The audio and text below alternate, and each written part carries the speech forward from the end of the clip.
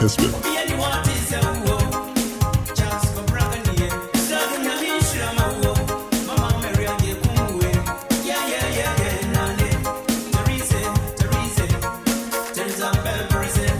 Right, so be even bra not just say we na ye na what come for no eho ensem eno no. Right, so we a chance kojo fosu ya wada ne benkum so and na no memene da tu so na wotwe we nyina wono a na ye de ne edi djuma no. Ya makwa be don hene bakwa nyam na feto ne montana se omo at the kick off match so at the abraya to so hanom na ya hwensem no messages no obetimi de aba 0551599933 0551599933 be kwa kofa de obokata no ensem aba by kind courtesy of Opana Phones ni what scientific herbal medicine and that's a herbal clinic hospital, right? That afe yahwe Sketchworld Media Institute na afe yahwe Grace Gifts herbal clinic and afe almost so ekaho and oyede koakrat and I said the worker is here kind of kuwabi the one crat some yade ebra wafa good morning. Na boko de nyame adom na so nyame adom ho ye papa na efiada na first of August my month of birth na ekua PSC birthday na PSC birthday the PSC ek 2 minutes baby obi so okay me so birthday ni ejuada also dey ejuada o say August bonds are special. August is a special but don't you know July is so special. July dey very special. Very special. Very special. Very special. The 7th month of the year. You're correct. Buza can force Kita na say say. Once free ya be bokro no more thing. I think what be. August. Anyway. The last one see August. See, didn't my grandson so. And for your head, the Bokata Udunum 7 na personal dia bro. Was a court daily graphic and SHC Kuwakata daily graphic front page, you know. Me who say from my finance minister can of rat and funny waha and from my the suspended Chief Justice Gertrude Araba Isabasaki Tukunu. Omumi no me nyina akokot. Bia case so the daily graphic is a court throws out Tokuno of the case. The kind of rata no wanted now special prosecutor declare no and or they call human rights court say me are hospital was he declare wanted the court most I wanted the ina want to court there and suspended Chief Justice so the say judicial review of file say kwania ye dina sem no near be a fast no it and file with this violation of her human rights and also the court no high court say only to me so wait to me a chase asem no I almost about to go. My own young for Julius Debra, Chief of Staff from Funi Ewaha. Also, Julius Debra, a headlines mining mineral convention, and also Anama U2 Sebeya Ghana. Great to Chief of Staff with the pa. Sana Esrono, and also Akasa Ediafa GTEC crackdown on unaccredited institutions. 2 officials arrested at Nyakute College. So many abrepa. So your power would need to me so better to nipa. And I won't near budding cratabe quacofaton so send me a professor, Dr. Juan Hino, GTEC name. Zanzibar understudies Zoom Lion Sustainable Waste Management Model. Said the Kakano, Zoom Lion Edmeku, Jaspon Group, ya mohe, ball at 2 and Honyamano, Zanzibar, Omanum Penfor Swabagana. Zoom live for you, Majumano. No, they are Mobra. Right, and for the Ghanaian Times and Trasso and Mamwa continuity in governance, let's build skyscrapers, not new structures. Professor Kwanche and Odiwe at Bia about the neighbor. No, also, no, dear, okay. That is the way to go. Case says, oh, pass us yet. Wouldn't maybe Abeco. As I said, they're quite Yatatia Sassina, my baby, a drone. But when new site I yet no passa. Planning being say ya Bejimbre. No, you're planning Cobantama. Ko Ashtown. Never room as a four. The way I see lay out the die 1-2 naka quite them 1-2 naka can do to me for baby. And I couldn't say to her, Yes, sit down rough. It the all kind of say.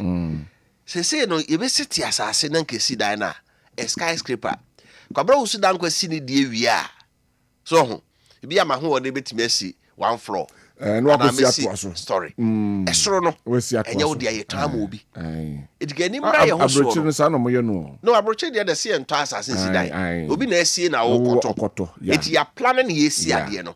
My casa will has say, ya him for no. So mo penny a brepe so mo crew to Poma.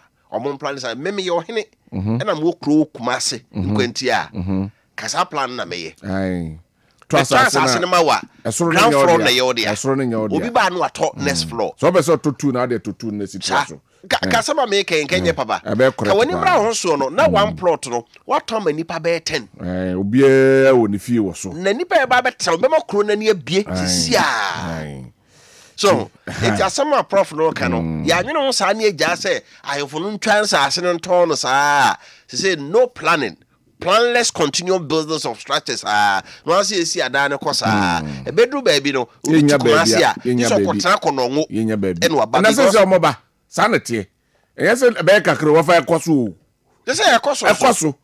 A bit free Kumasi, a friend said Konongo, and a bedroom Kumasi. Ebi free fence bedroom no fu enko akwa na TNT go ai say na ekoso ni na ejina kwa ye fa so ton ensase de basa plan bia ni me na wiase ba bia adrui ye be sia dan ye wosoro mienu miensa na enum na accommodate nipa bebre no esi efitia me say akumase kwa de kwa akra na ko new site na because akra dan boarding it when you have plot to kra na say 2 bedroom kra you are no so to man ye sidan basa ye wesi land no kwa and you all can me na ya adwen Professor Kwanche ede eno no say let's build skyscrapers and not new structures ono ede ode atodwa eno no afei Yemre, the suspended CJ, ono edio High Court dismisses CJ's application against proceedings, a bill, and also High Court na or the ekoye no yabo ninsem no aso atu egu eno ewo hanu se Zanzibar dia na Zanzibar explores Zoom Lions model for sustainable waste management and Erika aka daily graphic enso emu over yeah the daily guide to aso or say ABC game records over 100,000 wins under 2 weeks GACL contract probe OSP detains Adam Ochre West to Blue Gate and Rapol Adam Ochre yeah good evening Ghana Metro TV also ye no anwumre ben ro ye good evening Ghana special edition in the morning ye na nopa actually say OSP aton sa afre no e na oso omra no ya wada be no miensa na lawyers so de come lawyers so be busy tika OSP fan come Monday amre kata come OSP say hen ha wutimi mechire me ti say oba no so okay we will go do kodru wa na OSP chi no so me hwimu fa contract be about revenue assurance and also no or board chairman at the end board managing director na enti ono emfa ho but okodru ho no OSP omubusa na no asem no omwache no omuma the bill like the map Paul adomoche ne say onko fa edan mienu a e woni dim ono a de dim efamra asemo se jabe asum no fidie ye fere na padum wa ye ma bill nemu ye pe wo japade ye dan wa wo dia asanka bill de kama for na be bill exactly bill crowd dey obi na be die je mo self reconnaissance bill wa ultimate die je mo ma ho na minti bi da say bill na me de be ma wo no you say what the dime mienu a wo see wo wa do ni dan na yen den so what the kwa no asa him say brebe na see dan no ayo e bia wo see ne bra na do office one okay ya fi o ba be him say where did you get money to build those two houses if you dey pa no so ba do watch no ozi oni bi I don't want to so bi it is not like affordable for say what kind of bail conditions is this they say the ecoso Ghana no ye chiwa you detain you for more than 48 hours. Condition, condition, you can't meet it and you still be languishing in jail. Yeah, sure, so be the back coordinates. Yeah, near Sako interpretation. Yes, I was a pen interpretation because the law says not more than 48 hours. Not more than 48 hours. No, condition. Says be a unya, be condition. Not 48. No, so. Are they abusing it or they are within the remit of the law? They are abusing it. Anyway. Because the OSP and Yoko for no more sassy or more, K. A sabon in your chat. Papa, a sabone. When you wake up, quite not to be by no one. Sorry, Tia. That's right. Now, OSP, Padmachos or more banter. For Paul Yano, good evening, Ghana. Or Vanchano, OSP, so that could be so. Was on a bit of much at Dema Madias and all our functions who baby crow. Yeah. Because if you are the call, you know, only if you no call baby. Lawyer no call, no, and all you know, I see a dear the Paul try one day. Yes, I say hi, call the special tokonos with Medica Wasem that of Uriata Lusus wanted declaration fight and also Yakaho Asem Edada Echo. Right, my young Twasso Hana Afe, yen for the Chronicle, and so and Twasso Oha. Now, Chronicle say police foil assassination attempt in Tema, AK-47 rifle seized. Hey! They say Ghana mu ya yehuno emu yehu eba we police for jumadi a mu DSS obi AK-47 tuo no ba eba ma no ehu e de ato ne ko ho se okodiewu we de we sinipo so okodiewu na police for etimi aso ano eno e wo hanom sei Zanzibar de no a eno so e wo ha fei wo koso ho no ma say digital financing for farmers free government launch landmark platform and also hanum say ekwayon the digital and also ensem kratan the new crusading guide new weekend crusading guide so weekend one edition to weekend the banner akopim Sunday. The Monday was the fourth Friday. About the my Friday, the weekend, no, and of weekend crusading guide. No, was say at the coca or Ghana berries at the coca today. So the more at the coca for my and the Sicaneum Gentino and Cramantemo football. So a dimwako trepa. No, say, Yamia Dwa Ecopen Crabiniaton sa at the Afrino. IPPA flags risky economic slippages, says debt. Precious revenue leakage undermines gains. I want you to say Ghana the abina can say abuswin CNA sika 7 no 8 to 2 year no Canada yes or you see the kind of thing yes see to ya you be to be this year by free next year pa na carry to endorsement 2026 2027 2028 yeah hona ye kando do no nti wutua ka no na wutua adwumayefo ka no ahwe ya de se ye adwumanya no na revenue leakage no say na no atofo singa say ahwe the office me kwa gosi etema abo because get be uniform am wonsem GJ goes to town against government police say they can no rubber jumfo you da o memu central for Kuba time Ghana Journalists Association no or the ato edwa say there be their police for ne soldier for years central for no there on the see a home baby. After gold board cancel 1.7 million there, Burkina baby was smuggled gold Ayachino and also Ewaha. Yan trust for Daily Post and trust President Mahama orders investigation into manhandling of journalists by security person. And no Yerika Kahwansam Nano Abaya no be condemn ye no see Omunye Hushimu and Magana force for the Krataba Bonting. And say friends say police for the Ghana forces for the Krataba Bonting say Omu Etu Enwa Anamon. Paul Adumoche detained by OSP. Just say Adumoche infoni enso ewaha. Tokonu enso infoni waha. Mami we dey side we dey no yesterday pa na ohwe nkratem. Suspended CJ suffers another blow. No the krata no the aba ani nsa de copy mo high court no and no akajaba. Oko but wakwa never give up the don't give up the fight. Okay, to casa no stand up get up stand up for your right. I just say or stand up for the right. Won't give up the fight. Tokunu man so nim che that's why or okusia hold you want okusia. The Daily Just any day to us Muhammad's big push grabs oil cash and also said the parliament ashabja for just say no oil revenue petrol no ye tonwa ye two idea wo mu any minerals right ye nyina ekoto big push no mu na ebetima ma enye sika ye be ne market so OSP detains Paul Admotre aka ho asem that Amedu stops Ayene over stinking Unibank deal. na sanene and now said Dominica yen some word but two actually the entire Unibank case file no prosecuano citizen vigilante Martin Alamisi Ben Kaiser Amidu former special prosecutor what the other two just say oh no somewhere Dominica yen kano ayene kura ho yen nwanwa how can you tell me say obedika na we 60% inti ejai no abai case would be you no so no there enye nwanwa bisa ye ne wona na ye lawyer ma Dr. Kwabena for na wo be ya attorney general wo betime the client no asa akoko tama ye so that say it ye no de wo pekwa bi afaso ya dey ejano to prove say case credit to no so yes apa dia ka wonko yes I deal we ya why you know ehwasem hap as I so watch 6 record street on Ekufuado's 13,624 kilometer road legacy on say bra Rose minister beka say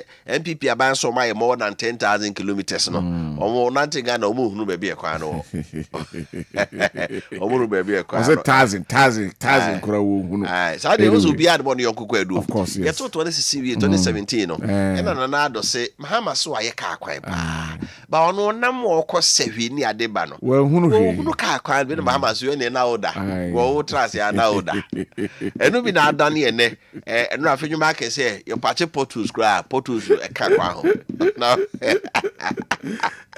Ghana the politicians blows over Daddy Lumba's funeral. So at home say, say was your penning that Lumba ire. They see just say nyabo for no udia and I be hope the DJ declares sworn security agencies was assaulting journalists as gold board the so right my for the news center and Twaso na news center SA and GG threatens military police with media blackout and the president of the GG Albert Kwabena for Nimfoni and so our Haidika Kahwansama government eyes pension fund for roots Agboja. Na odi sanse mi edi atu edwa say yesremo abadada no twem no saa na koye yensem bebre una say pension fund betim dia bibia ba Ghana ye problems e do e betua let's hona me say when dey say ka wokoje ana ka wakotua because of America yes America man say omo ka omo dey no atwam 36 trillion nye billion na dollars $trillion America account there more than 80% of that debt no social security bosia omutua so nti menu mienu aketua kakrakra ye teto no scan imudu sana sa what set for sika investment ma ye amfa so amaso eti omo de baba mo se America ho ba America ma nye sika tua otua do so retirement omutimi tua ma the question is Ghana ha ye dey say ko ka pension fund sika no time no so a pension afi dey o ka cha mo ye we no be kan na bi atwa mu omo de omo sa ko kan bi ho nsem bebre be yi e ba yi yes remo ya na manfo bi kan se mi say to me there ka mo fa nye se de kan da ho asemi ma workers mo na about the zakoka de ahwe bedu on be compensation because o pension scan go ndi mo ye depression ni ban kwa chiri kakra eno ewa ha right ma yento asum as a road contractors arrears attract 615.9 million Ghana cedis interest and Agbaja Korea. Say the Biana make say Ghana ye kaya de road contractors no about 40% interest. See interest in quadi ne go you 615.9 million almost 616. So and I know obun konta no say road contractors no ye do mo ka be 7.5 billion. Na kan say ye bia sa interest we be ka ho a ke no fiedu no na we no so accumulate say it's a contract no afi di ebetumi no ne ha wodo no ma ye wie so na no kai finance minister akoye wo so wa kan kama say constituency bia benya kakra but the election year na amount for the pressure to aban so a wa fe no jegu mu contractors mo koye contract na ye be 15-20% no amani bia ultimate to aso bio so anyway, right. Zoom Lions or success draws Zanzibar no so our krata no. The Ghanaian publisher is a story say omuning na no ya kenin na anti yem jump on here called the Ghanaian point near Femwie. Yeah. The Ghanaian point no near Femwie. was to give peace a chance. Mahama tell residents of Boko and Nkwanta. Last one, no, the Ghanaian point, no. I don't want penny. Mahama said what the kind Akadada say. Man for more Boko, more show. Na said the gunja for asumdwe wono monso mo hwe na asumdwe mra hobi eso esa no so tokono de no ewa ha ne so me hwe ko wakata de Ghanaian point na cock hands over 1.7 million no so ewa ha na sorry ba ko wase a be pese ka ho asem ne de wie no road contractors de so agboja kro no a was poor contract design politics undermining road projects yo omahunu nti mo ye ne den say ye ka akwan no a utim say design no bi wa enye kra hwe Kumasi Ejoso road kan you on traffic na was ai pa ye runabout and ye ko ye nim contraction ye nye runabout na ka akasi abebu ne da ho na sa chi ye tutu runabout just go and see so da ho nom sa maybe one more akwan you say design no ankoye and after politics a woman no yeah kwan na enche yeah and none no acknowledge say kwan bi ho ayaye eni 1 year etutu yeah and so now constructed 1 kilometer of asphalt wouldn't name war $1.2 million 1 kilometer of asphalt costs the taxpayer $1.2 million now yes I can be 20 kilometers na ye wie na anchena etutu a wonim ka Ghana mayabo iti omba ya niema yi omunye niema yi no munim papa munya papa no nkoye bone right nti na ehon se no fa nko ja fa na se kese ma ya bo afo upana phone se fa ento anim se ode aburuchira ba Ghana upana phones oni easy buy upana phones ni easy buy of an area if I'm ko na me ko ye na nti me so se wo da to ogimachi ya ene but more the ura upana phone shop no mienu mu bia mu na ka cha on se what no Kessben FM say obaji phone no bia na otete kakra iti wo bae no kakra ekura wonie ya wo de beto ase iti de oto ase no ya wo kwa me so fa Ghana card na national ID card bia ka ho udu wan ebusa so phone be na ope ya display ho o si o me pe Samsung o se me pe Itel me pe Infinix me pe Tecno e say fresh one of the abeka ho no iPhone so the nya ba beka ho beka ho it you do o se de me to ase ni it's okay ubeto atua nda bia so me to susu da bia na otwe betua na bosome ni ye the app no bia woni de wom you do abon se install app mo phone na wo to no so to ye na ne install go so enti no se ne obi send ke 100 Ghana no person de 50 tua papa boy ya na 50 nati na ma difference no na ma difference kama enti bosome no so na de ka se otua no bosome no watua kra uhunu ho so until the era na ebuobo sika no se me koto phone no atwam opana phone so nti wo se bra beje etua no kakra me so bra Kumasi adum Prudential Bank Kakrabia ne hwe ni mo pe shop no ba ko ho ena afi Ezra FM abrosa ne mienu nyina abo the same area o say Prudential Bank na unicorn house na opposite kwa no na afa so ebe call prisons no ho na wo ena afa na chia the kwa ba be pie mekom kwa mu ho no also Ezra FM also opposite ba ko so ho enti o do be yira kwa from na omon director ne bra Bejo phone to ya kaka 0244 that was screen on 0244 230710 0244 230710 so Grace Gift Herbal Clinic and Laboratory Services that to us freeway and yade I hamanfo yade di amanfo nya obehu asomasi bi na ohwe na hu no be frɛ no so maka demo da bi ma yade enka ho enhye dem ne nyina ne sɛ Grace Gift Herbal Clinic and Laboratory Services akofa mpanyifo a wo ma ben abokui ewa yarehwɛ mu a oda wo akoma so obenya adagye enya abotomo emu ne abadaye na wo mo ahwɛ wo ti sɛ eye stroke and diabetes hypertension hepatitis A B C D and E typhoid fever and malaria ulcer emu ahodo nyina fibroid emu ahodo nyina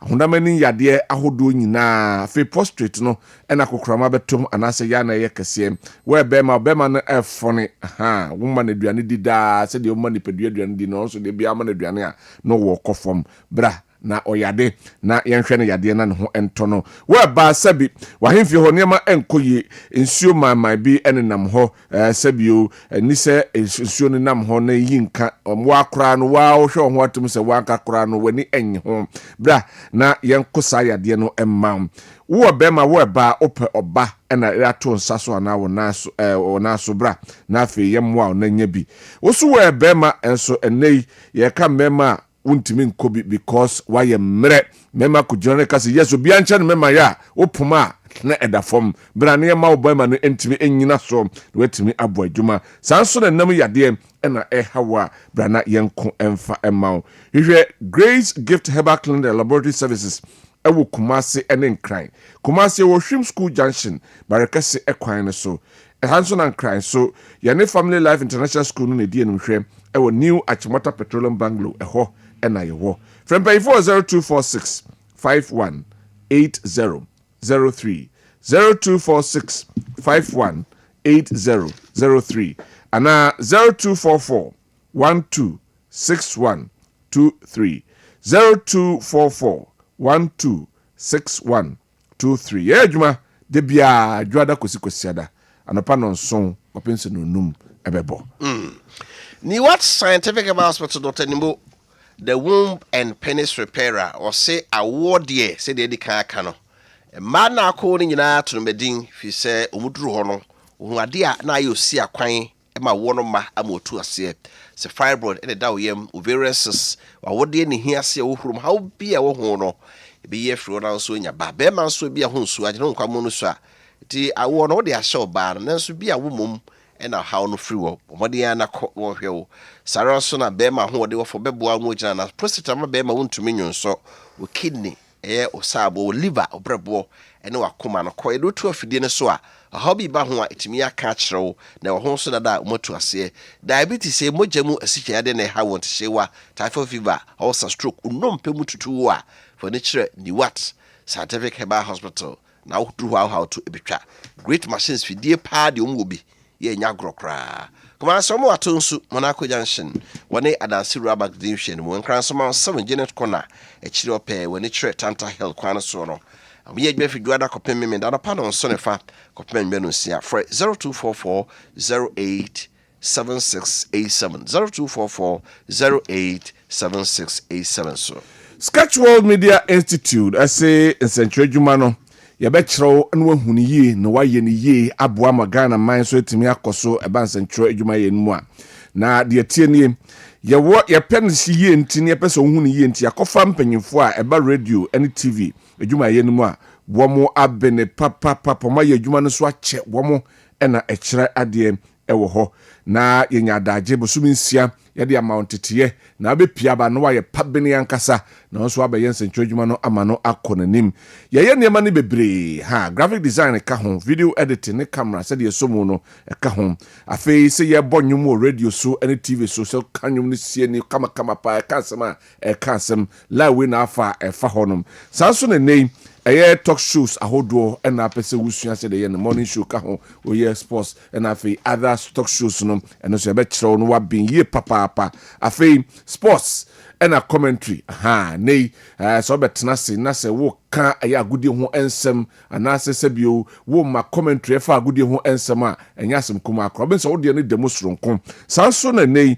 se ye news ena pese wo kan ana se news na pese report wo ho se brofo se eye twio ni nyina no ye ho adwuma ye be kyerɛw na waba anso aba be pabne ewum pa foni kyerem ewadum eho ena yesuku no enso ewo na ye school fees no eda form boko ya so bia harry into da form ya say arrangement apart from say ye weekday classes no your weekend classes enso ewo ho no ma wa sabi weekend no weekday no obey busy no na weekend no watimi aba na eno so akoye e de amount ye wi asan abo ano ho ba say enei ye hyeobo say ye kyerewade no nyese ye kyerewade o classroom keke ana say ye practicals no school keke ye do be ko abonten ya mo attachment experience na we hu said the reality ye na nkasa eno renowned TV and radio stations mu ena ye do ebeko adentina mfa 50 cities Emma Kessben FM from this here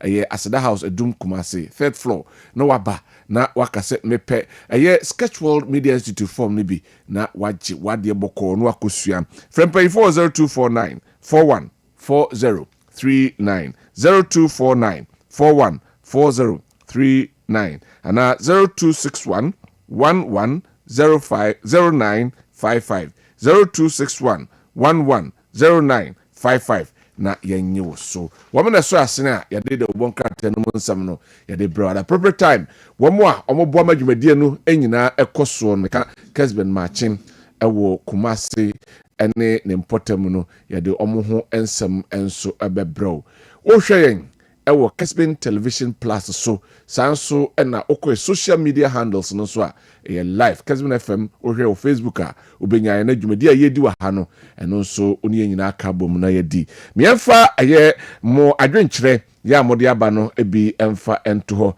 na yaba behwe nsema eho na medical kase ye hwe rent ho ensensem ene anopai ewo dwumadi so ebobo atenwa atwema nyerebehi o say oka MPP media patriots no say the GJ president should be firm and loud because his members are being attacked daily and he shouldn't compromise at all.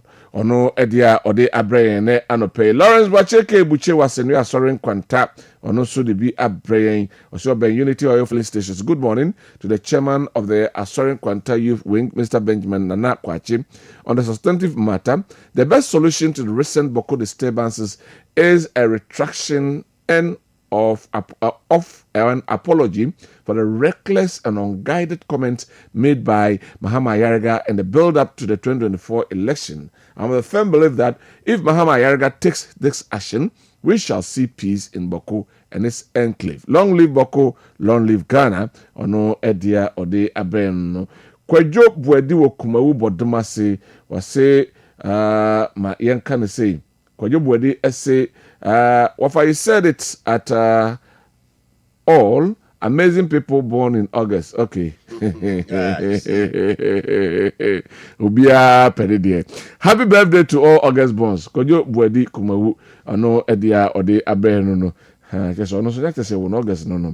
Capital will go so mensia. Was in fact, what is going on at Boko is not good at all. They should stop because if they are not ready to stop, the security alone can't do it. Please, Adubreo. We need peace. Regards to ono edie enso enonom. OPK a patriotic voice will go so or they claim that the MPP government arrested the city fall in 2023 before leaving office as CEO of Adelex Finance Committee has said. So credit goes to the MPP, not NDC. Mr. Bryce Simons of Imani, Ghana, former AG Godfrey Dami, and Martin Amido are all saying the four and seven others, which included the current governor of Bank of Ghana, have not paid any 60% of their corrupt act of causing financial loss to the state, and it's because the current AG Ayeni was their client or their lawyer. Okay, he wants to do some cover-up, so he lied to Ghanaians. So this is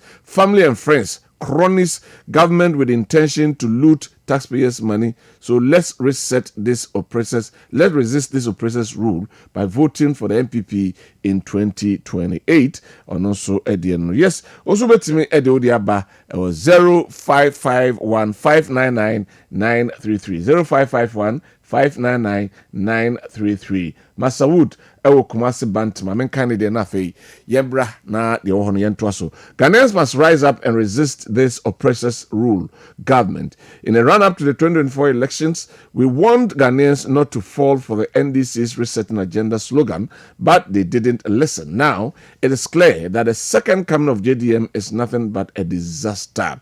Ghanaians are watching. Okay, and also Edia Ode Abre Ene and no pay. The rest of the messages meba be kinkan na mede amam. But mianko na afi yenhwe niema kakra ekoso enra ene niema aba abetwam. Yede ni etwem ewo parliament na nyasem kuma enra ewo big push no ho ena senso boache ene governs Kwame Abaja we a formal roads minister and a current roads minister one would the boy name efa bis pushing ho yan go go tin sama honorable asenso boache kan sana etie Kwame Gavins Abuja ono so dia oditudwa. The greatest of respects, this so much talked about push is neither balanced nor big nor strategic. I say this because I believe strongly that it's just a political program rather than economic efficient program. One, Mr. Speaker, the list of programs of roads is heavily skewed towards certain regions in the country, completely neglecting Greater Accra region and Ashanti region. For me, that is not fair to the country. That is not strategic, because you build roads where there are human beings, a lot of densely populated people, communities. You build roads which will connect economic centers that will drive economic development and economic growth. Basic economic theory teaches us that when resources are scarce, when we are in financial constraints, you prioritize. And that's exactly that's what I'm saying. If my opponents don't understand this, I don't know what else the greatest. We Onra and as Honorable Asenso Boache and already questions about the distribution of roads. And the roads minister, current road minister, Gavins Kwame Abuja. Or didn't say, you could tell no so Anuya what the Ebaye. Saying that President Akufo-Addo, we are trying to rubbish President Akufo-Addo's record of 10,800 kilometers. You were not here. He was standing here and said, we have built 10,800 kilometers of new roads, and he was doing us like that. Remind him. And I fact-checked him. What the president said here was untrue. Yes, he never built 10,800 kilometers of new roads. My brother, you see, you have been a road minister for the Republic of Ghana. Is it just a small advice? The road minister of Republic of Ghana, it doesn't sit well where all your examples appears as if you haven't been to any other place in the country. It doesn't look well. Yes, I agree. Accra Kumasi have the biggest volume of traffic in the country. But when you give the impression that just because that is the biggest volume, what about the farmer growing yam in Yendi? Yes. Don't we have to take a road there to convey the yam for us to consume in Accra? So you think that just because there are more people in Accra and Kumasi, we should spend all our money in Accra and Kumasi? Okay, let me give you this. The research of President Mahama means that we are not. And my brother, when you were speaking, I never even moved my body. I listened to you. You were taking notes. Just you see. I don't know why you are feeling uncomfortable. Just stay calm. You went as far as saying that we build roads where human beings are. I went around the 16 regions. When I got to OT region, there was no active road project going on in the OT region. Wow. Is that fair? Wow. Is that fair? Guess what? Reset means that we are taking road infrastructure to every part of the country. And if you don't like it, you can do whatever you like. When you come back, you can decide not to do road there. We shall take road everywhere we like. Every single region in our country is Gavins Kwame Abuja ono and the current roads minister and odin sem tudwa parliament where the brutal and no ensem na fem yanko na yanko the new patriotic party womo so akache ne mfa tudwa nei womo de kokobo akoma Ghana police force se omunim na security ho sensem betoto nase ewa aketia enema beba enya de papa yanko ngotie na nabi ono ene kasa yenti nsema ode atudwa.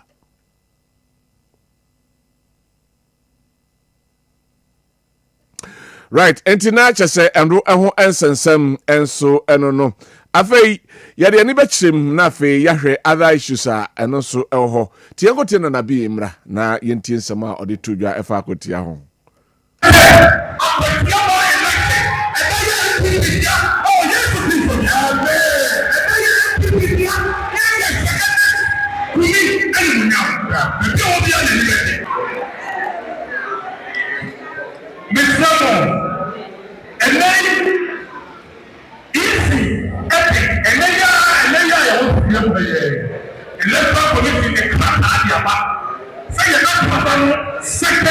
September. Now, on the submission of nomination from 11th August to 12th August. And the Ayama who was there, and then electoral commission getting number of self-elected jam. So, and then put in the year council, a certain them and yet, and then meet up a project for airport. And then you got King Solomon coming as soon as you Mr. Apatiamai. What you mean, what coming in Papua, and he is not our Apatia and President. And he is not the President, ever a Canadian Fiesta. Namita, a player in the Tiger Home. 2024 is the year they get by. Now, we're going to put in Yaban and you're police. I think people say, what to put on your year? You go down as the worst ITP ever. I think the level of insecurity is becoming alarming. Yes, yes, I'm not wrong.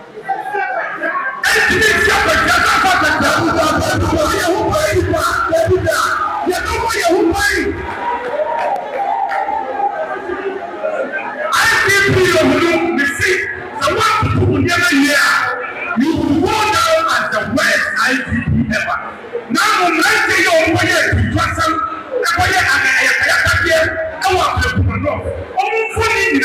I'm a social media. You're not a speaker, you're cheap. Oh, yeah. I'm going to catch them. I'm going to tell you something. And 1 year, I went to the national park, and you saw the regional park. We Nana B and Otis Okasa Akotia by election Yami Aduma a year September mu eba sono and Wakokasa and so a few common pennies as Celeste John Draman Mahama ho or then some dia to just say as is Casam age and Bema Sebi inflation and so eti abba from Yintin Samam penny Eddie Etuja Efa. Right, and no, I won't answer more. Ebenya no na fe ya no so ede amamo enso e wodwumedie so. Nenra the GJ president Ora Albert Kwabena Jumfo ono so den sem to dwa. Bianko for mampani de no mra se ba. Ni abehwe the GJ president ono so nsem a ode to dwa no. Financial institutions have revised their prediction for Ghana's GDP growth from 4% to 6.2%. Which will be one of the highest growths we have attained in recent years. Also, the Bank of Ghana cuts its policy rate by 3 basis points. That is a sign of growing confidence in the economy. Aside from that, we are already achieving a positive primary balance from a negative of 3.4. We're on target to achieve the more than 1.4 primary balance that we targeted for end of this year. Inflation is currently down 13.2%, and we anticipate that by the end of the year, inflation will hit single digits. Recently, We mampeni some no de to Jano ebi ene so yakwa nkuti the Ghana Journalists Association penny power dano enra kasa to trust some ekoso titu etians and trofo no sene wakan no nkuti nsema ode etudwa ede efa ho to prevent future attacks and to train officers on respecting press freedom and media rights. 5, the police should do the needful by writing or responding to our formal request we have formally written to the police requesting a full investigative report on all assault cases, including but not limited to that of the Abekuma North elections rerun. And we need that to be done. We expect these demands to be met within 7 days from the date of this statement. Failure to do so will leave us with no option but to advise all media houses across the country and our members to boycott all police. We ora Alberjon for ensema wodi etudwa no ebi eno no.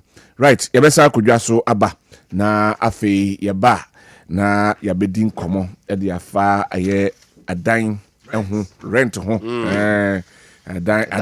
adan haye ba bedi nkomo yenkudwa so mra. All right, e was for Saturday bia meka no ene petrol bo o se petrol bo e sabetum from today. The next pricing window no. Toya na you. Exactly. Na ye kakra. See they be say me toya na sa. Sao. Okay. Ene tie MP for say bi ana ba bi auto no musisi wo. Bi a petrol no auto no. Yes ani buma wo. Omotimi joso pump no. Anyway. Bo so petrol no di bibia frame na the quality no so ate. Bit ma say engine. Yeah. Joso coffee station bi ana unim say de me toye pa de o he gauge na to say manite so. Na say wo ko say engine sound na sesa. Utime report ma MP say filling station bi wa ha. Me top petrol bi hunu so. Because to the same amount of baby there e chema me no makọ hwim e de amount.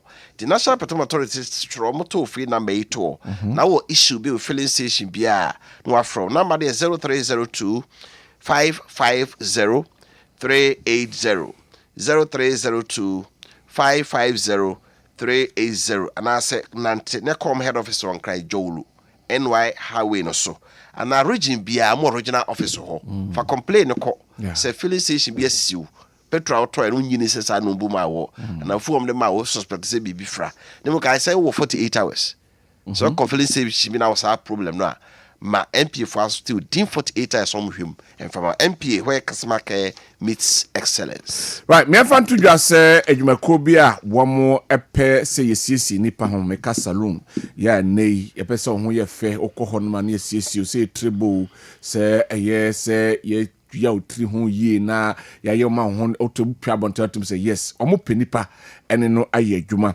na enei ompenipa eba abefu obi a sebi wabokui owonimde ewo sede ebotri ho titu ena afei owo techniques ahodo ya de botri se nipa korea so wa krado se onipa be kabum aye adwuma onipa ho nkita hodie no ekona nima na chese wato adi udem dadada na wafre na mai na chese ye no wadi nkomo na onso aye adwuma uyo obi a wontutu adwuma ase de di kan uyo obi a wabin ewo abefu kwan efa so a ye botri ni eyetre no so wabin ho oni nipa entem enso ngita hodie enso ewo soro na afi obetimi nipa aka bomu na modi dwuma no dia no wafre 0240 621413 0240 621413 na yeni wadi nkomo MTN for seminka o say yellow Thursday no egrasora eyedwenra amanfo mu to bi agi atum se de ye ka no enya agro yellow Thursday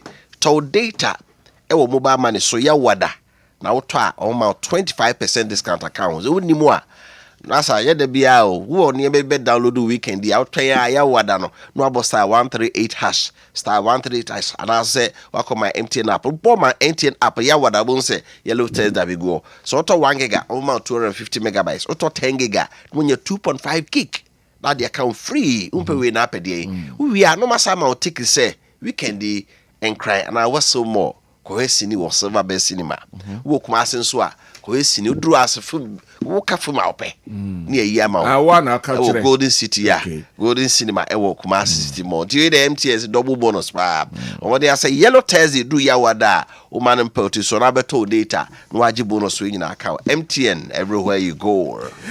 And a Kessben group and a Kessben University to say Yenfanto Monim say Nipa Kobi Jumakobi. Sorry, no ma free nipa ye a workshop or hanum and I say ye shamo hanum yama montitie ye ria ya pe scholarship amamo Kessben University se mo hwe yie na Kessben University ne Kessben Group wamu enni se dwuma no omu nhio bia outside our premises se baby bia ye premises ya ene ye no de toso emienu so mpese omudi dwumadie bia mbo hu dawuro mu bia te ha mansa nyina te se sei ena ekoso na ama obia kwenya no so etimi aba abe benefit bi de toso miensa se Kessben University na se Kessben Group eye bibia ye wa hyenso de adasa atade nipa de be hye anase de ekyese oye adwuma ewo Kessben no eno so ewo ho so bi ba na obeka kyo se ofri Kessben University anase Kessben Group na yenkohia ewo bia ba bia enka Kessben adwuma kuo no ho a kachen bakro so wo boa so penchemu a frempanyfo ewo 0551 666933 0551 666933 na yenchiro mu eye Kessben University College Kroya Air Fresh go so ye admission wo mo senior high school no omode abras unya 6 credits passes core subjects in English, Maths and Science, and elective subjects on Sumi and Sakahua, Fabra. I feel we are mature student when you fear Dunum aircraft, we are mature student no, who here SS Abodin Krata, and at the Aqua University. Course some year the Bachelor of Business Administration, we are accountant officer, marketing, human resource management, banking and finance, or say BSc Information Communication Technology, Computer Science and Entrepreneurship, BA Media and Communications Television, and Century more print and electronic media. In our bachelor, say BSc Nursing, Midwifery, BSc in Logistics, Procurement and Supply Chain Management. We na omoye na course omoye danche ya. Ose mfanto nim se Ghana Tertiary Education Commission GTEC ajowatum ya mo accreditation. Ene dia dance se ukra sa Kessben vertical certificate na we ase be bia de course certificate free KNUS neba. They are affiliated to KNUS Suapono and until unka HD be bia. Pe admission form we top. Ewo multi-credit savings and loans grabated to CNCA. Asta Ghana me bia uremu a osabekabi. Afi Kumasi City Campus Kessben University College and they Aseda House saying and I deem Shenemo. I feel back Kessben Media, Aseda House Dumba, and I encry Kessben Twin Towers, Kwame Nkrumah Circular, Kessben 92.9 ho, Kumasin and Crab Biano, when you be at main campus or contest Lake Road, and no among Casa 0501 637383 0501 637383 and I feel 0264 170475 or so. Kessben Travel and Tour say we're going to onshye no fa be down no monhye emfama o be shamane super pepe ejuma na che nti your track record say eba say ye na da bi ebi eni yedi enemu sanso na yenye nyema man nkwa no de correct one pa o yedi enum nti say fa your travel ho afutu anasa akwankyere na wo hia bra first floor Aseda House ha na afi ye ni eni enkomo hotel na person reserve emawa eno so yebeye amount ticket in your reserve amount yebeye enso e de amount flight no schedules no sen na tie ha de na etu ne de na betu kina time na we tu de na be transit de na be ko direct ni nyina no fa ho kodanda no e be dan na yen hihye mawo na wo ye ne saa na watumu akoda because ebe ne kama ka beba na chese bia de na kwemu na de abetum kra ne se nei yesama ticket on credit one thing ye me say yema ticket on credit se why your name nyina awie akaska de betwa ticket akọ ba bia wo kro no afi odo se si ubotum a ye esibuo so bibia nim yabema obi wate ya yenhyehyeye na afi wodi nhye no so na watu kwan no na akoye de ope na waba umpe wedi na ape medical kase wo Aseda House first floor edum Kumasi ho na Kessben Travel and Tour ewo ana frame 0209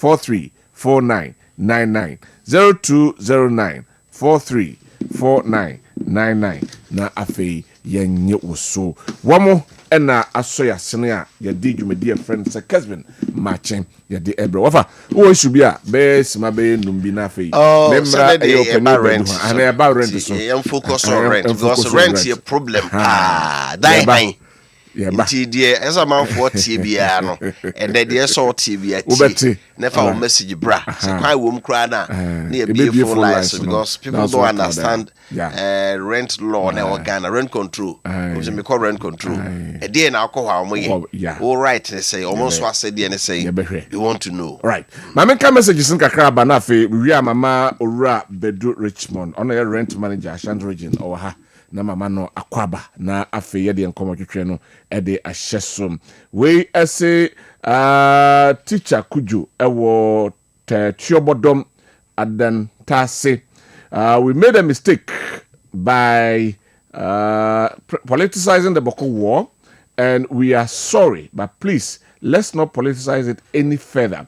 Honorable Mahama Yarga appeals. Shame on you, Mahama Yarga. When you do dirty politics with a sensitive dispute like Boko conflict, this is the price you pay. President Mahama and his majority leader in parliament should organize a press conference to apologize to former President Nana Dankwa and the good people of Ghana for politicizing the Boko conflict. They are the cause of today's problems at Boko. When you lie to get into power, the truth will humble you. Ono ediem audi abrene anope enso enono we esibefi ewa doato or say Paul Admotre arrest is purely political witch hunting and it's so bizarre. The OSP is saying if you don't have landed property, then you will rot in jail. Ghanaians doom looms. Okay, ono edie enono we say from the 4-hour KNUST campus, John Mahama don't forget the promise you gave Ghanaians concerning our safety. But now, John Mahama, you are in government. Look at the way people are being killed, robbed left and right, and you are talking about military man beating Joy FM journalist. John Mahama, stop that kind of propaganda and protect us. Okay, or no a message or the abrain. So we have to be very careful. You have to be careful people we put into government and the atrocities they mete out on Ghanaians, like immediately after the voting when the power change, looting, burning of EC office, police stations, now advance it to Ablekumanov. The impunity displayed escalating to Boko, descending slowly down to the south. One for Diama. Anyway, and also Edia or the Abbey. An appropriate time, I come and read the rest. Now, my member Ora Richmond Bedu Akwaba. Obeni Maakye. Boko dear. Yadanyamia say. Yon komodi. Won komodi. Na enano Ghana Tenants Association. Abeka say rent control no yen scrap because a useless. Any way be a jumedi amudi be amfa so bie ni so nti yenyim free honum no kre Really, me fa kwenya so achia wetifo and no ahwefo afre so me chia me regional boss Mr. Douglas Mackenzie Kodu and regional PRO Kofiapia. Yeah. And I do for more rent to Kumasi. Kofiapia no obi na tehe you. Anyway, and I was mentioned I do for more Kumasi and rent officers within the Ashanti region. Okay. The mekan say na adwunkyere. Na adwunkyere. Na adwunkyere. Sa. Sure na adwunkyere. At least enka what about rent control be hu de kwa nka sase nko kan nko nka. Sa. Most of the councils and lawyers no be on rent control. On ba mutumi ka sa. Omunum say na ejuma wo sa. Sa. Enti no metumi ga na adwunkyere. Na adwunkyere. Enti ejuma be na wo ho no ma ase yen hunu ya amanfo kasa ase madwuma na moye no yen hunti yin kura aso ho no yen hu no. No be amfa no ho. Oh, most of the times no say obi di dwuma bi. Na sabe onko ho ana say onkonko witness de ekoso. Ana bibi ntumo nipa no emmo oda otinchen a obeka say bia nipa no dwuma no odi no fa so bia ni so. Yeah. Enyina can be sometimes otu obeti beka so department na say asumesi na dwuma bi odi bia fa so ni so ba say bibi to na okonipa no nchen. Na kasa ne mod bebo ara so okay say asumesi kra no sana no so on fa so na minim na mekeka say na so ni fa so. Enti no to say dem ninga ka na adwunkyere. Okay. Because most of the mo ba ha no obi so beka say the papa ne kan obeti ma free tenant bia na say landlord beka say the papa ne kan no onim de oka. Enti no menka say you are born but oche na adwen and wache na adwen so. Ekuo peni oda no akokasa ansam you. Boss.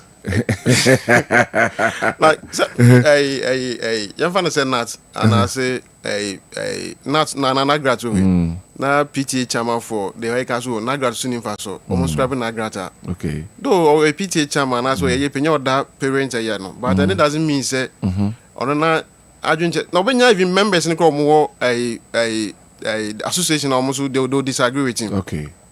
And in another, make us an adventure now, actually. Right, my amrana fe yenhwe say yeka the Rent Control Act 1963 at 220. Yehwe Ghana sabri ye womuya sa act no still a relevance at the maying. Oh, Act 220, they said like Act 220. As of 1963, we enacted this act. No, make us actually, yeah. And portion of the act, make us say a hands is a baby. Because at that time, no, we had that act, no, which was 1963. And looking at the population of Ghana and looking at the housing deficit in the Ghana, as compared to a Nayakese. Looking at the population of Ghana, approximately, I'm not wrong, we're in 133 million population share. So looking at the housing deficit, is about case. And make us say Act 2. Never make a can't you say Act 220 in fact, I was say we more say 8 million.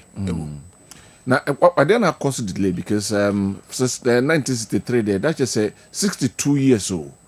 In the then I ma sad delays in by yentimi enye amendment na se for ma and as a one still they prepare the okay there.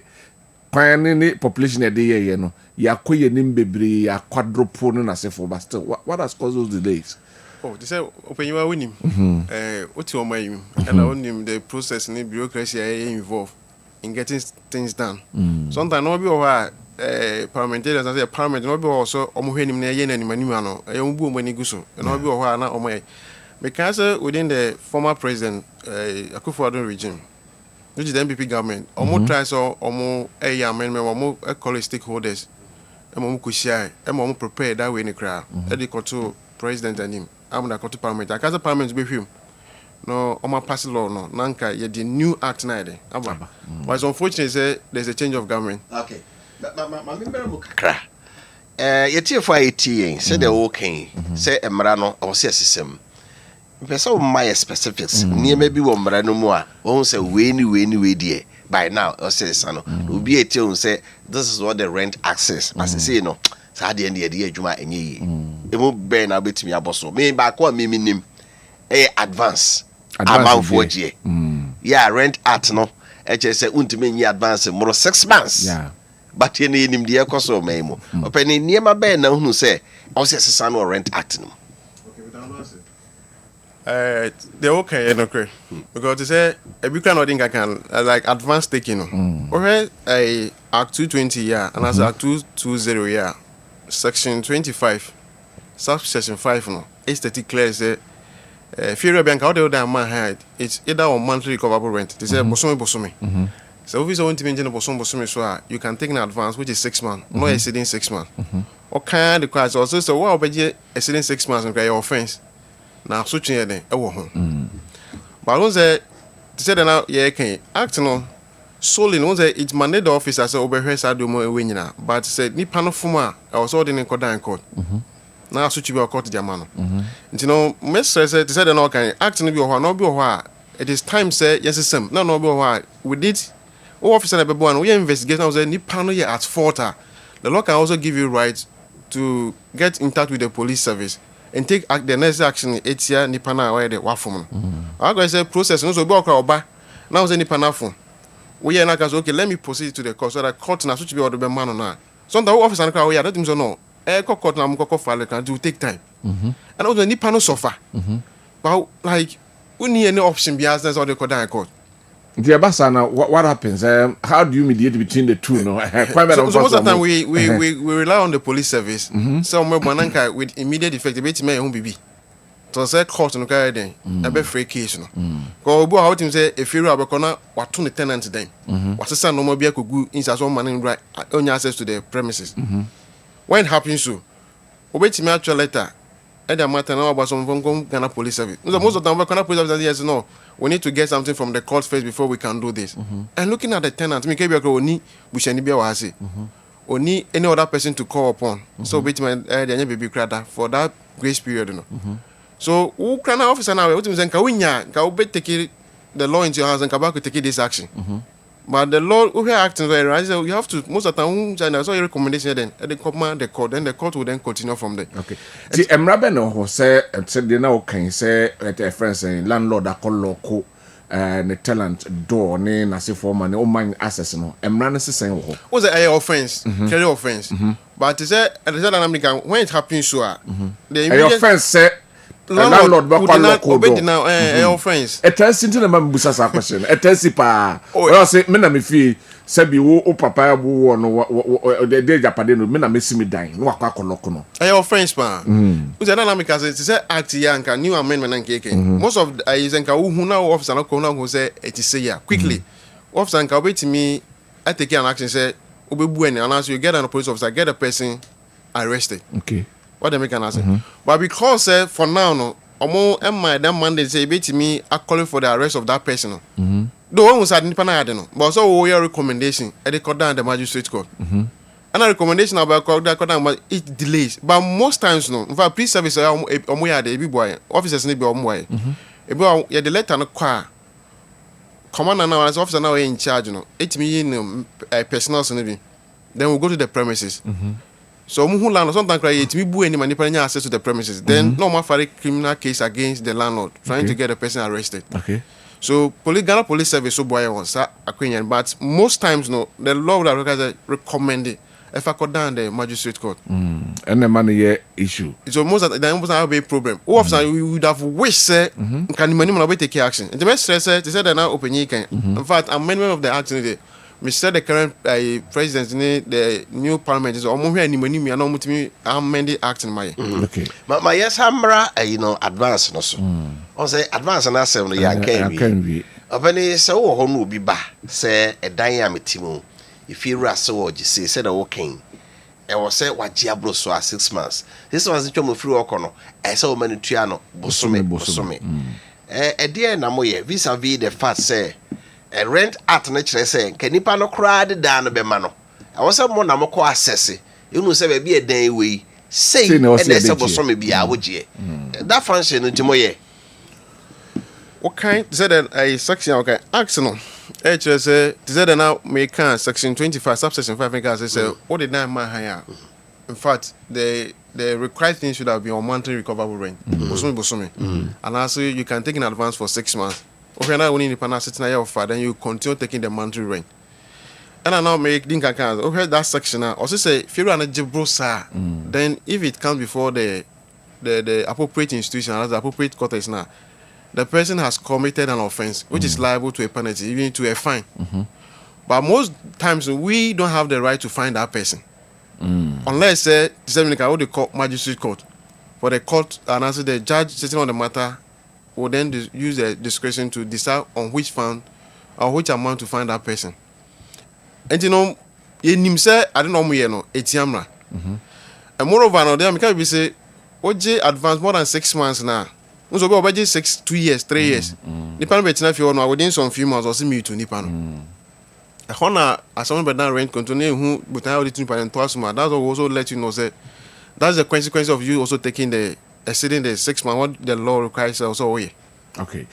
The question I honum no ana mbese mbusa ne say obi wo honum a say ya kan e bi assessment no kura wonim okọ efiru ase 2 years na meju eya munya that complain bi say ya obi so wajime 2 years na eya na mo be na ya na mutufa ho fact say obi could see advance na efiru ase or 2 years now obi about say no me will say me 1 year na 6 months before inya sa complain emma they all pay the full front there obetia and they mo eso e ho ne ya na start inya complain inya complain bi sada and open ka bi say what kind of Francis of the rent officer? Yeah, section 5. Section 5, no? Yeah. It is the sole responsibility of the officer to conduct an assessment. Premises will be team, and also will be created in your meeting to determine the rent for that particular premises. No? Hold on. Let me musasa. Enti, a dino said there was a DGN. More and there was a mode and one samoba. And if you run out of 3 hours of sorry and wakase we be a dime hair to me they do 5,000 a month. And if you run also money was some way. Okay, section 5 now. I obey the Francis of the rent officer and a rent contract. This is a question to say transport. Fair. It is a GPL to you. And I decide on transfer. They're not the man drivers ni other people no. Na moya there. Same. Oh, but unse okay, unse most of the time here. Senka landlord ni put out the premises ah. I was senka or walk it to the room. Until you be register no. You go and register your name. Say this year na me assume sin yankopo amado, ma be si fee. Am as say me fee ra. I'm a property say. Until ka be register. Based on that no. Then the officer and as the office will detain an officer. Now on na premises no, and as on na kofi no. Na wa kohwe edan na say efie na wesi no. Na wa hwe. And no man say your factors are determine rent. You know, or take the factors into consideration now. There are factors yanko honum kakra. Well, the factors is one. We look at the location of the property. Baby a dynasty no. Finishing. Baby a finish no. Assassin no kra no bo. Assassin ne bo. Bia fie no wo. Assassin ne sisuo no ne bo. No bo kan. And even property rate, nipa about nipa ne property rate. How much does it cost the person? Okay. And also can be. Okay. Looking at the facilities involved, looking at the size. And you may wo and normal the facility because normal wo fie ho no no. And afi a dynamic kese. Okay. And also can be. And you know a dozen. Okay. But for the meantime, make I say mebo we so. Nti ye hwe we nyina wi a. Na rent a chese okay. Ye hwe ebe hwe sa no ma we nyina ye be hwe edan no. Ene normal o say ye de hwe so ene gina so de bo edan no bo no. Yes sen ye no. E bo say and out to measure. Or yes, I want my NC or yes certificate be rent certificate. No, they are too so at the amount. The tenant and as prospective tenant and as will be over by so person behind. I will cry no most of the time because there was certificate in visual records. Nipanabano also here that's okay. This is the location. This is the landlord. These are the sizes and these are the prices. Okay. And these are her prices no official per se official or not something that Nico no coheria, then only price no nothing number bagenibia. I see. Then he pays or she pays or a honor na me busamo said okay. Section 51D no or some by prepare rent register. Said okay. About 51E na or say maintain a register of vacant premises. The ka open da here. I was say rent control. Rent control ho. Now wako kawa some much some pedai. No so e dan ye wo ho ni brono we. Ti no be se me hu say mo na ma some call rounds ko ya na say if you run na say obeka kire mo say mesi dan de ma because muni say muni sa a vacant register no ho. I mebe obi hu say me pedai a me ko ha menye bi. Ti nipa na na if you run ko deliver a na problem ai den. How do you synchronize that? Oh, me down no say. And I'm never going to that your original boss any PRO any from Kumasi. In fact, almost I say yes, registration of the vacant premises. Okay. And you know, what is about could be a friend of Festus. Oba of the honor, Najimo, until Oba, register. To obey your details, no, or telephone number, maybe if you know the type of accommodation and premises in a way. Then your junior near Afro. Now your pedda. Nyaba behwe ni ehu so that at least obi kra ba wo the fair and our idea na so wo adwen bi wo bibi kra nim de fa edan na nipa no so ohwe no wakohu e won do na city then you recommend it. Okay. Then if you are an can na wa ko tuya ni sika eden edema no say ya sha ase ye me bon pa say omeko so aye na omu nya ye nti mi so me share other officers na so omu sha ase na omu nya say ma me musa ho na say no say ebi ba say we no just omu na eba wo mo a be reluctant say you were dying you were vacancy but ye man me kan kire mo no emra bi wo ho what step na mo ade mo ebe fa so open me that is the main reason why na ye can amendment of the act no.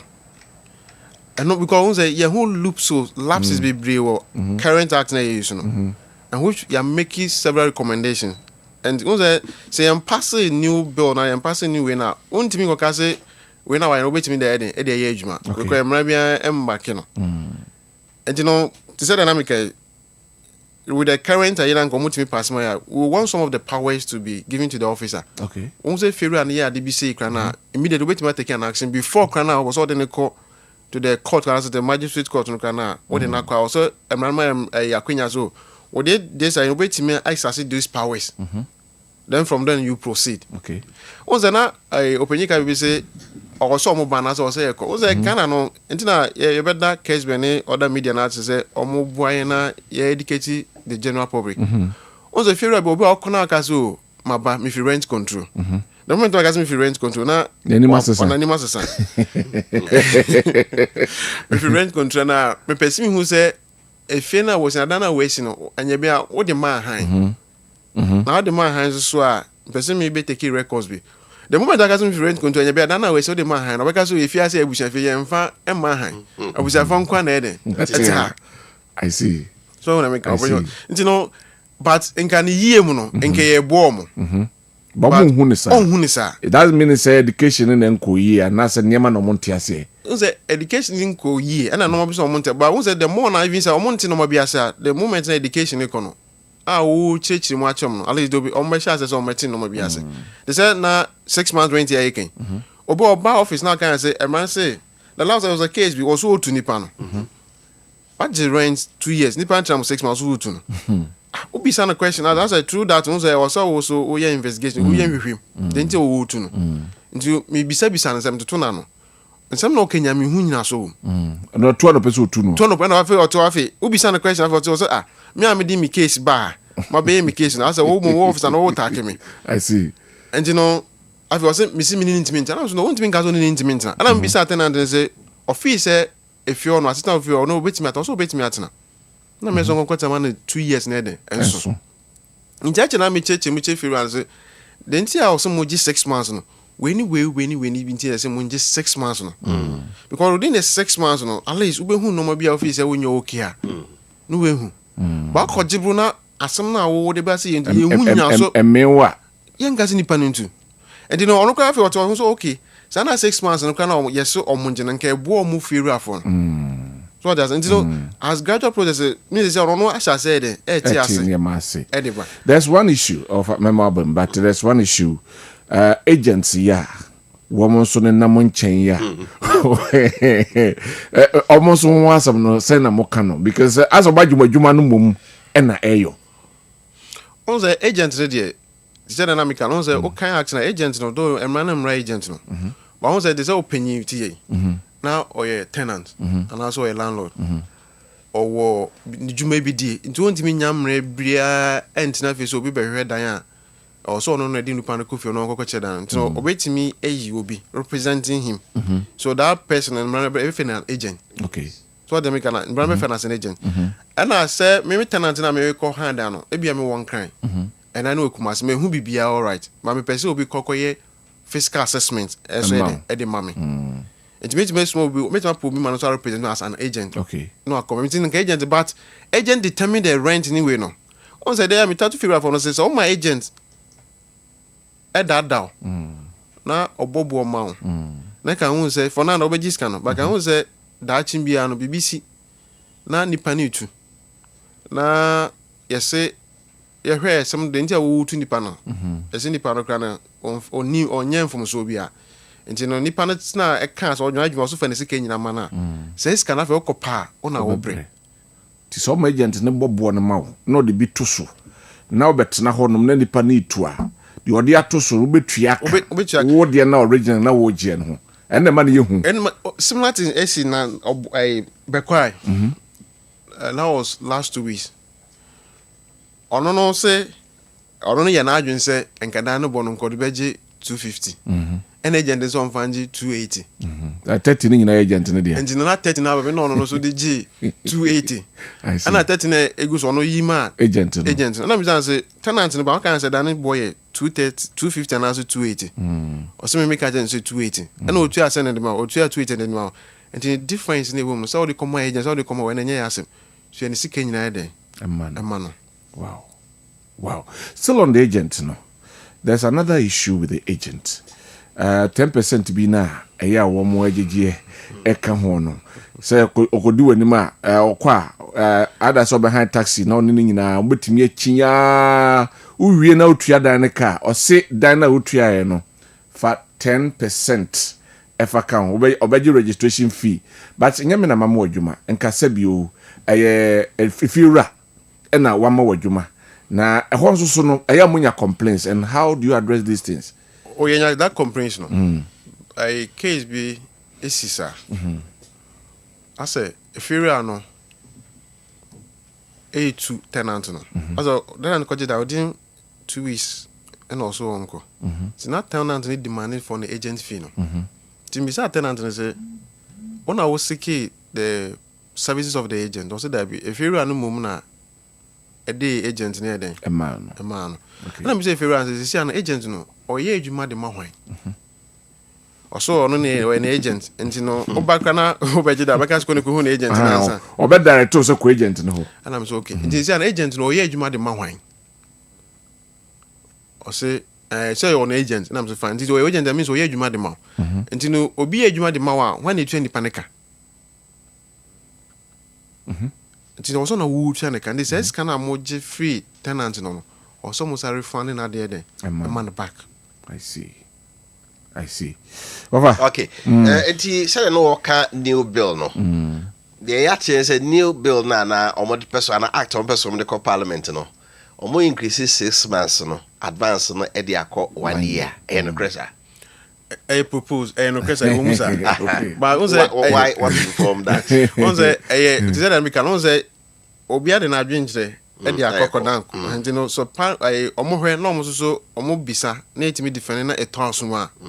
Then now omo pass say etonso probably wetimi I am because say no how say the monthly recoverable rent no landlord request me because obi kra ba na catch so edan no me dan me the ma 6 months and me the ma bosom to want to me catch so that be fair 6 months ne die mo me say scan me 6 months in the ma na balance like am cast me the koto a me hwa medi it me stress say enkabia da jimi 1 year na so 2 years and I won't say most of times so you hear say per the 6 months now we not embarrassing commotion the 2 1 year you say okay within 1 year grace period at least it will be fair for anyone.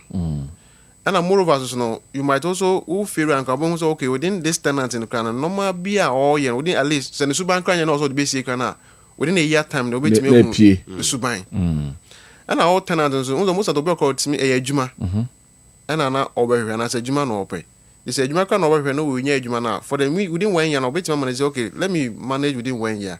After then 1 year now my relocate out to be a ban me office and as baby crown. Then factor no be was okay at least 1 year will do. Okay. 1 year will do. And I'm can proposal. It can be said 1 year na ya propose no. On mediatum and as make no. Per explanations now more demand no and let's maintain the monthly rent na all right. Just say mujitum say 1 year na there. After 1 year na monthly payment no. And also better also. Right. My share from this angle. You can hear. But mumra no titru no. Protection ben e both tenant and then landlords no. Okay. What's that? Act now. The act speaks for both parties. The landlord and the tenant. And now, the tenants need to be and I can't say that I can be as a say a president and also when they can say almost cover the rent control department of now. We can say in your Jones say okay act now your offenses be our tenant and we are and also tiamra. Yeah. And you know doesn't mean say all rented dino. No scan you can do anything that you also oh yeah and I'll be all pay out me. No be all we are emrem tiamra. And if you're a bit major now, so I can know. Only to be 22. A bit this a bit of Bobby or Honoma or have years who knew Sunday may I work you. Was there Okohan Diane? You were said or so, yeah. Okay. And into now kind section 20 now. Or see, fear about the damn man here. Also, we issue was a random rent card, but it's a kind of tenancy agreement. Okay. Specifying a normal pay with your honor. I could say Kessben media. Like the more employment, the more the code and conduct of the organization. And you know, as you say, when I pay as academy, no in a year. So, we no more when so it's me then. You wait, and as a suspended. So, as no fear as some money panning copy of the tenancy and also agreement, detail a normal pay of your honor. A normal open. So, Nippen once I best sign, now don't have best be a one. It is your responsibility to say. When it comes to utility bills, the car bills are say ensure sika, kanye sika, bola fee, more does be a year.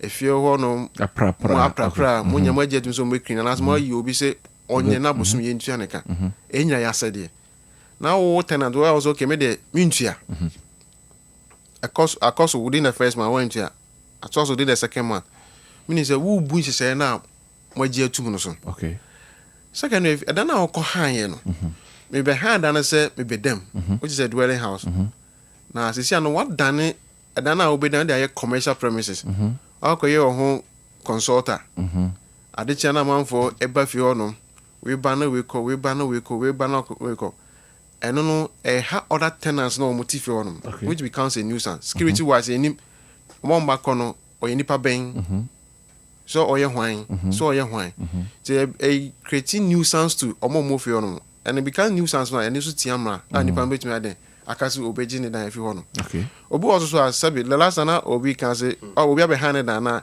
emado do be fi wo fa ho ben na kan ba ho no ma be both sides nyira both sides ai oba so behan dan emado do fa ho ben because me kasi be ref fie bim if you run no catch them say and then mema 5 na ba ha nti wuntimi nwura ha specifically ai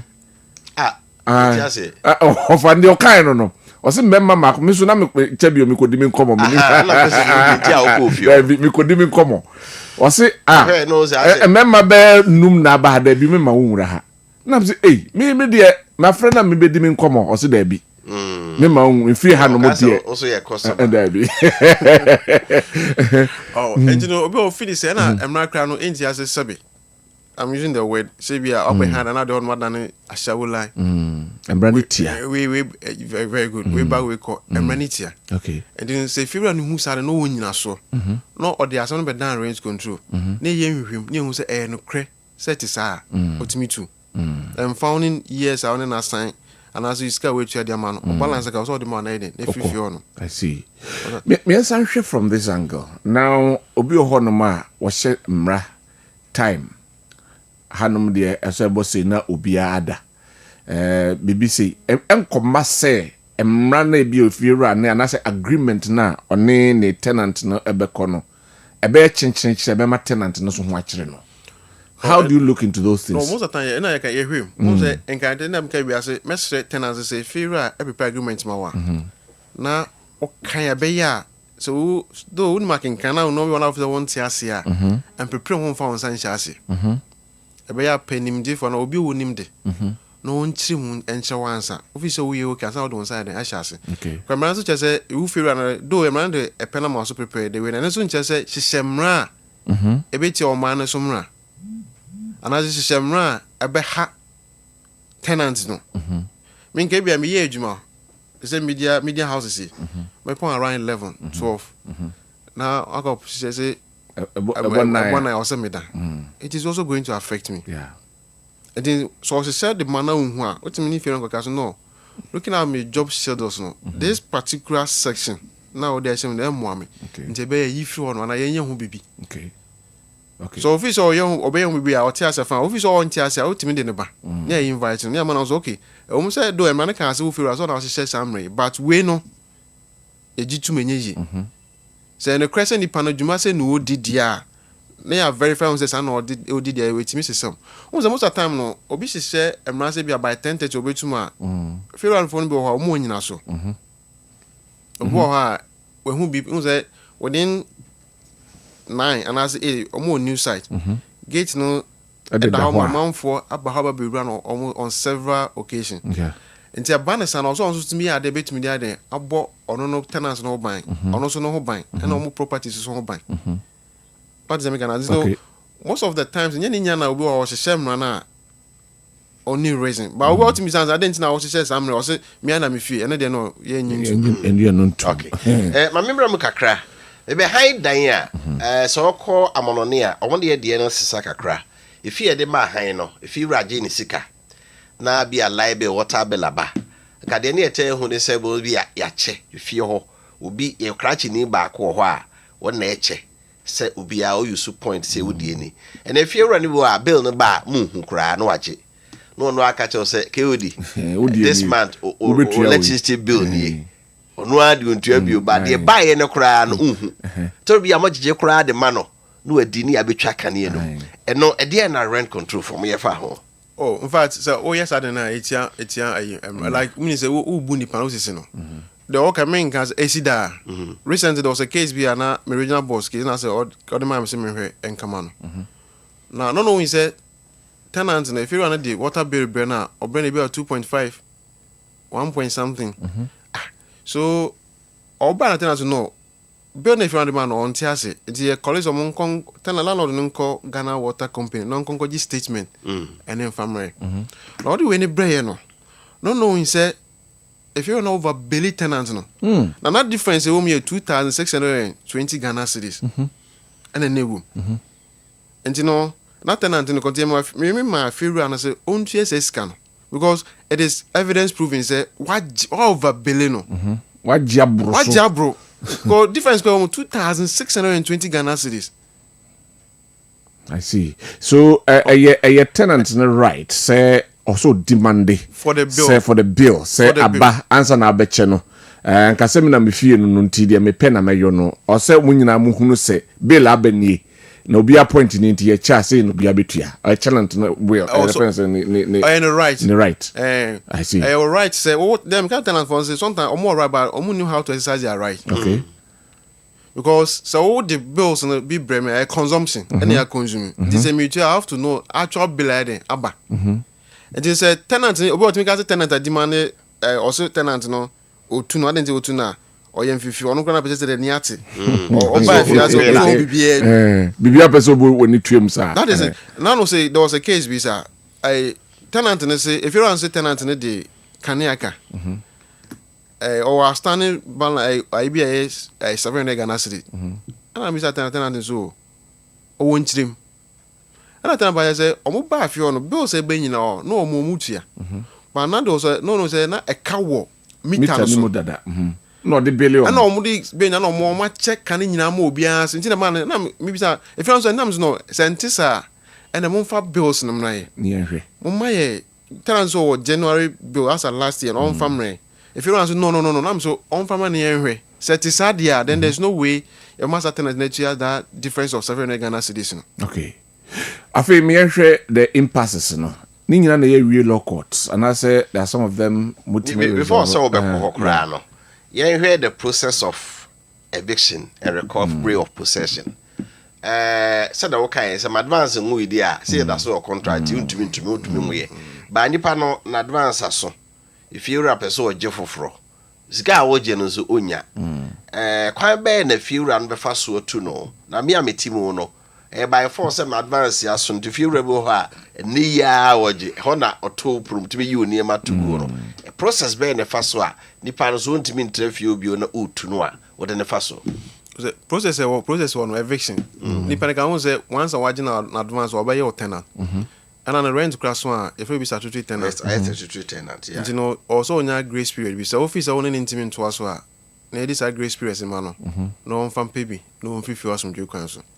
You see, and yet composite the difference in the say they am kind of for grace period na how many was a grace period per the rent act on man specify specify you know officer now o ti asem because obi o ha minke ti say open yeke me rent no aso just me wo ariosemu say eso a me no be kanama renew aso we e bona wo bo me no mintimi nti o say mitu and na tuna meetings also minyamre na mikope bi nti na officer na ba officer na ni power hesa de we nyina on officer na timi decide sometimes we you know sad decision rest with the officers okay and I say at the magistrate then the magistrate judge will do so okay nti yet tenant no na decide no sometimes we can a bit me bisa opinion okay sisi no if you are no ntimi ntina sisi also oko nti we ahombom no emrese na obi hia sometimes bisa opinion ebi a obeka what to make us 3 months, was mommy 4 months. I didn't know we had 3 months, we have 4 months. Or trim not a tossuma, what to me granting. There was a case being the fear and the rent also. And if you run and say on an intimate now. The Nipan buyer no, now also he has or he will be here 6 months. Besides, I didn't know he has 6 months. So they here 6 months and now and call or any day. But no, we're doing it. Then person call renew it if you are 1 year. If you run say 1 year, the orange. Ope more than that. And you know, chinchina, and then go in your crying there, and found my hand you. I was so the man off as we know. It didn't say, didn't you hear 6 months there? Within 6 months' time, no. We really Which now so, what may be? Nanka wa movie ako. Dan say obe relocate. Na chi was a movie back. To obi can't ask him where at least it is convincing now. Yeah. So you're granting 6 months. If you are sometimes so per reason is not managed. We can't grant the person less than that grace period or request. They're granting that 6 months. No? So on found any no idea. On free was from council. Right. You know specifically on one side and specify say the period see the amount for can say you mat 3 months so any as about 3 months no in this specific period any within the that is what people are saying they matia no any acting say obi person two aje so ma boso mi ansa 3 months so anu asa ma yes almost in case by case no yes sir and na mama say musa say ba say wo kana say if you run anti ase say ye tu nipa no say bi wo kan ye if you rasi debi me the 6 months they mean to me rent control for mutimi ko boa no tu no ana say na wo kan e wo say call rent magistrate anim asa na bia magistrate ne hwe na the if you rekata so mu a wa mani pandate se wontu oh to say na make ye money pana if you rasi china on tiase a ye bo achi the kodan rent magistrate no wo hwe achi ana say window class ye ma nipa no so bo wotimi ba we man the time no so open o de man na wie no na oye ho 2 by as o na so obekọ nko if you want to zoo here then you boy the Kodan rent magistrate demand an order eviction order say be ko yi na dey if you ne ba say time no say ye kan o so bo afie rebi ho a wanya ka so betu no a wo so ntu no obeka wa bo betu ye wo fie ho no eno sa na man bitimi si bitimi ko to bi prum bi papa ne chansen so bi ko yi ne ma twa light mu twa nsu sa na man so de na mo ye fa ho asa wo ma ho no tan no aye uncomfortable for the one betu so so won kwa de na ba sa mo de na mo ye fa ho oh but that act no and that sa na mo tu no emram ne ka no inducement per section 27 and okay I say inducement tenant to quit a offense say odi ni panon so be obeka on cancel metu but no more do be fam one obeka metu and you know and also ni pan be complain na ye hu so okay penin some no you to say purely inducement immediately we write letter to the nearby police station for police name na ye intimate and coming the next so ni pan koso a yes sir then near the Kodan and the Kodan range magistrate which is the nearest district court for those punishment was the mafia similar case BC or atonsu kwan so I think say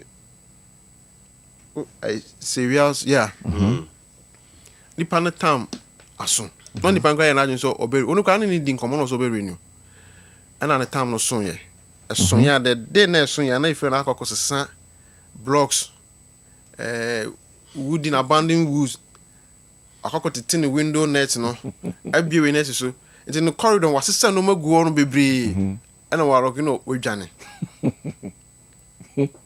so I just and obey a case no and I go take pictures of it and I call asuka and omo ye criminal please for no call omo court you know say here asumesi the banner say me papa no so we be here no so me papa no ma and I please for Jana na ye bu ani to take pictures na bibia kama any man pen because ni pan oil ba as no san nyim kra ntino ye ntima na bontin okay nti ye na ebu na ye process ye den e dey Kodan court nti dey Kodan court no the court cost 7 we no afi no say dim recover rent control say oba se me man nipa na time say onto this time and nipa na ntu na me say nti nipa na ntu no o say aba ha be ye complaint report there be o do panti say Kodan court there's no way bibia no wait my nti court no go face court okay you are no wa ko you are no ho no me fa last one we na brem bi wa out den no na ifira say o be say me siesie da no o ta mo so into two me be say mara no e kire say o fiura ma me firim na o siesie wi a me an e say o de ma me just me ka say me mpebio e no mo ho cases oh e ho no say e ho da o say cases no tenant no me certain of say to say the okay I can say also who right. So if you also pursue CCA, I go say we are a commercial store. Also pursue renovation. Then say case in the buyer why the termination the treasure was though pursue renovation, also pursue redevelopment, which we grant you. But we hear redevelopment in we are the all who the first person also only year or the man and also getting in touch with no. Eh, nipa na no team na year 2 na pursue redevelopment renovation. So only can also I am not interested there. I feel to me the money okay. Then we say what channel now the command power for etiamra. Okay. Ehọ na of ma musa ho na. Ehọ na biu. Say my renovation na wie. E kana kosoro. Obi opeso otu no. Ebi akana opeso de je no na akosoro. Ene ya mo memfa na say my handicap in the way because you don't determine how I no ya de je no. How do you go about that one? No, I see once the case is pending there, and as a nipa na crown no, why you na also or the jibobia, you can still call. You see, obey to have a phallic case for an assessment. More about assessment. And yeah, about assessment. The one or send the pana ya de no na babe phallic case for an assessment. Okay. Yeah, assessment. All right. All right. My young share the development of slums. Development of slums in our communities. We better say bia yenyeska and fine high dying. How do we help in these areas in terms of omwa sebi omwo low income and also in terms of getting accommodation as a phone? Also, the development of slums, no, to say that okay, most of the times this slums has become an issue because of say obi or accommodation issues. They say we want to mean yana onya baby kakrebia no apechi. But also most of the time we work in hand with the say KMI, to say be a KMI authority. In those aspects. Because the baby can be a modest slums because we are can authorized places. Yeah. Other mechanics authorized places. Come in Mobia as a also far railways pre-station here. Obo slums be as a last nipan buy na per day or the job. Let me calculate crana. So I was like, how? Come calculate a day or job. Now we multiply 30 days now. Then no crazy fear can I come around. Look as if the nipan cry edges. That's right. The landlord has a fortunate case in the nipan book. I come because no. Because you don't even have only toilet facility. Yeah. Who knew it? And then now, me can tenants in me. You know, me I say, as not fortunate for the tenants. So now, what time I'm on the car 1 year. Into Mrs. Sia, yes, Mrs. Sia, we know. Now the minister knows who answer. To they call offset the 1 year na can order no. And I'm here so coming into a human funeral. And the slums areas is a message say, in fact, came in front of some boy Kessben. Okay. Near team to Sanamono. We got more times we also knew some issues about the cut down the appropriate institution council on Mawa. Oh, Obeti and can and say. Then that is all. And about as I was want to me and you because all limit. Maybe also to me where you might a copy. But do babies also here be money beam. Sir. Now also boy because case a damn say you in fact, let me be certain and say do cry wood. In fact, are you okay? Wow, the partner in a way. And you know, yeah, can't on send you can on something on was it. And the make catch a fear was on my corner not move from where he said that you know also would demolish that particular property. Okay. Or say me mammy any woo no a team no we and I'm a betting him. And just on per crime, I'm saying Nipano crass a dano. O mu bu no mo asiasi ama bushani kra no yeso o mo eska na akọ han dan o mu si wi a ye yen hye kra so o mu si wi a sada no mo nsan fa ma obi o se da ontu ho anope asemo eya munya this kind of discrimination in times of say bia bushan hano free sorry we no kosum we no eya taba na ba. How do I address these things? Be a me dan there, e be a se bio me fama asum we ni, and I say me dan there me fama obi ofri hanum. Eya munya saden. How do I go about them? Since na meeting I can say a president for tenant association do no can na adwin say. Okay. Okay, this is about bar. So issues we say bar ehiamre. Because nipa no un say psychological na adwin say. The answer wait me amanati no obi no. I saw the from sati exams will be mano. Amanati in the case we okay case I was nka we use 30 minutes. About me the we twa 1 hour 30 minutes. About quite me the call 2 hours. Na motimo kasa. Net because over can we or say and now open peace open asumdwe. So when me an solve no mo kwa that problem na be say yes. It's about me take you 2 hours. And son and the simple issue. The because I didn't kind of dream. Said now open you can say if you read to also or more 3 months case be by Papa Penny allergy when you or chem like okay can't go 62 and if you say the time mason. I'm an amount, I didn't come out 3 months. What's him? I be said 3 months. I said the amount. I've also about another 3 months. And I feel and so on test on the bank or the bed and range control. And the kind and if you was okay, say obedient to class at 3 months was a serenity. And don't mean fan channel. Obey musica. My fear and cry yes, no, no. And I'm saying 28 minutes above for says Cadana or Tiana also to Adima. Ya can like this, Debbie, or no, or more worn now. Or shall say a hand dano. Or himself Tom Swan, a married out Betnam will be an a free and Yiska.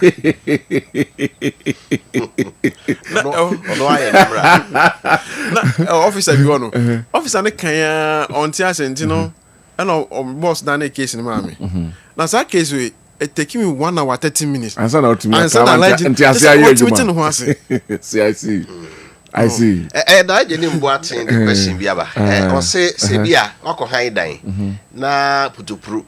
Tenant, they say, oh, be binti me to Aqua. Now, see few rasso say, Famsi Camasso, and no Bassa. And so, my few rather brave because I just can't hear you here. And so, man, brand now say, once a wood to prove one Famsi on the wire. Oh, okay, whatever that's a Viano. On the what you advance, I say that is okay, section 25 now. Subsection 1 and 2 no.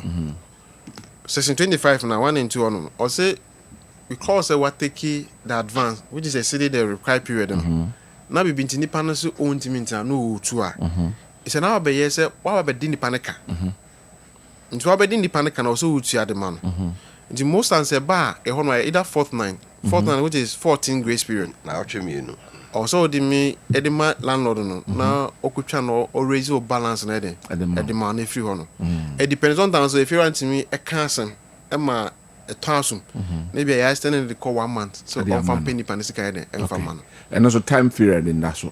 And I say more the minimum I think 14 days, which is 2 weeks. 2 weeks, okay. Dinner officer na etna some say buasam no. That is the minimum. The minimum. And I'm also bo to me more reasons be.